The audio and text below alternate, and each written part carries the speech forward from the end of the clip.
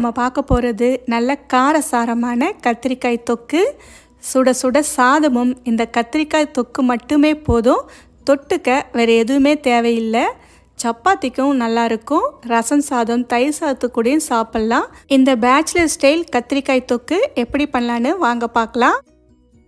முதல்ல ஒரு 250 கிராம் கத்திரிக்காயை நல்லா கழுவிட்டு கொஞ்சம் மெல்லிசாக இந்த மாதிரி நறுக்கி எடுத்துக்கங்க. கத்திரிக்காய் நிறம் மாறாமல் இருக்கிறதுக்காக கத்திரிக்காயில் மூழ்கிற அளவுக்கு தண்ணி சேர்த்துக்கலாம். இது அப்படியே இருக்கட்டும். அடுத்து ஒரு பேனில் 2 டேபிள் ஸ்பூன் எண்ணெய் சேர்த்துக்கங்க. இந்த எண்ணெய் லேசாக சூடானதும் ஒரு 1/4 ஸ்பூன் கடுகு சேர்த்து தாளிச்சுக்கங்க. ஒரு 7-8 வெந்தயம் சேர்த்துக்கங்க.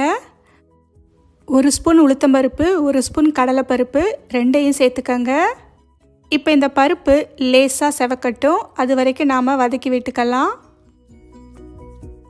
அடுத்து ஒரு பெரிய வெங்காயத்தை நல்லா பொடி பொடியாக நறுக்கி சேர்த்துக்கங்க. இந்த வெங்காயம் லேசாக வதங்கி வரட்டும். வெங்காயம் வதக்கும் போதே ஒரு 5 பச்சை மிளகாயை கீறி சேர்த்துக்கங்க. கூடவே கொஞ்சமாக கருவேப்பிலை. இப்போ இந்த வெங்காயம் லேசாக வதங்கி கண்ணாடி பதம் வர வரைக்கும் நாம் இதை வதக்கி விட்டுக்கலாம். வெங்காயம் வதங்கி வந்ததும் ஒரு 1/2 ஸ்பூன் அளவுக்கு இஞ்சி பூண்டு விழுது சேர்த்துக்கங்க. இஞ்சி பூண்டு விழுது ஒரு 1/2 ஸ்பூன் அளவுக்கு சேர்த்தா மட்டும் போதும், அதிகம் சேர்க்க வேண்டாம். இஞ்சி பூண்டோட பச்சை வாசனை போனதும் நாம் நறுக்கி வச்ச கத்திரிக்காயை தண்ணி இல்லாமல் சேர்த்துக்கங்க. இப்போ இந்த கத்திரிக்காயை சேர்த்து ஒரு 2 நிமிஷத்துக்கு எண்ணெயிலேயே நல்லா வதக்கி விட்டுக்கங்க. கத்திரிக்காயை வதக்கும்போது கொஞ்சமாக மஞ்சள் தூள், ஒரு 1/4 ஸ்பூன் அளவுக்கு உப்பு சேர்த்து வதக்கிக்கங்க. இந்த கத்திரிக்காயை ஒரு 2 நிமிஷத்துக்கு நல்லா வதக்கி விட்டுக்கலாம். இப்போ இதை மூடி போட்டு அடுப்பை மீடியம் லோ ஃப்ளேமில் வச்சு வேக விடுங்க. இடையில திறந்து கலந்து விட்டுக்கங்க. இந்த கத்திரிக்காய் ஓரளவுக்கு வெந்து வர வரைக்கும் நாம் இதை கலந்து விட்டுட்டே இருக்கலாம். இப்போ பார்த்திங்கன்னா கத்திரிக்காய் ஓரளவுக்கு வெந்து வந்துடுச்சு.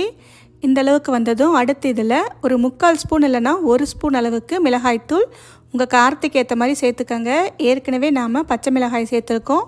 இப்போ நம்ம தனி மிளகாய்த்தூளும் அவங்கவுங்க காரத்துக்கு ஏற்ற மாதிரி நீங்கள் சேர்த்துக்கலாம். மிளகாய்த்தூள் சேர்த்து 1 நிமிஷத்துக்கு நல்லா வதக்கி விட்டுக்கங்க. இப்போ பார்த்திங்கன்னா நல்லா கலந்து விட்டாச்சு.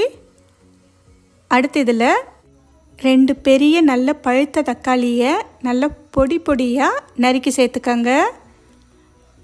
தக்காளியை சேர்த்து ஒரு முறை நல்லா கலந்து விட்டுக்கங்க. அடுத்து தேவையான அளவு உப்பு சேர்த்துக்கங்க.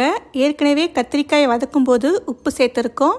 அதனால் உப்பு உங்கள் தேவைக்கு ஏற்ற மாதிரி சேர்த்துக்கங்க. இந்த சமயத்தில் உப்பு சேர்த்து ஒரு முறை நல்லா கலந்து விட்டுக்கலாம்.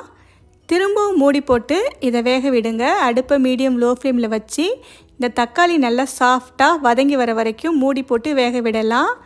இடையில திறந்து கலந்து விட்டுட்டே இருங்க.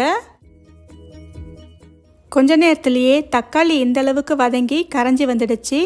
இந்தளவுக்கு வந்ததும் அடுத்து இதில் ஒரு 1/2 ஸ்பூன் அளவுக்கு மல்லித்தூள் சேர்த்துக்கங்க. இந்த மல்லித்தூள் சேர்த்து ஒரு முறை நல்லா கலந்து விட்டுக்கங்க. மல்லித்தூள் சேர்த்து ஒரு 2 நிமிஷத்துக்கு மட்டும் லேசாக கலந்து விட்டுக்கங்க. ரொம்ப நேரம் வதக்கணுன்னு அவசியம் இல்லை. கடைசியாக நறுக்கிய கொத்தமல்லி கொஞ்சம் அதிகமாகவே சேர்த்து ஒரு முறை நல்லா கலந்து விட்டுக்கலாம். அவ்வளவுதான், ஒரு சூப்பரான கத்திரிக்காய் தொக்கு. சுட சுட சாதம், சப்பாத்தி கூட ரொம்பவே நல்லாயிருக்கும். ரசம் சாதம், தயிர் சாதத்துக்கு கூட சாப்பிடவும் அட்டகாசமாக இருக்கும். ஓகே ஃப்ரெண்ட்ஸ், இந்த ரெசிப்பியை உங்கள் வீட்டில் ஒரு முறை ட்ரை பண்ணி பார்த்துட்டு எப்படி இருக்குன்னு சொல்லுங்கள்.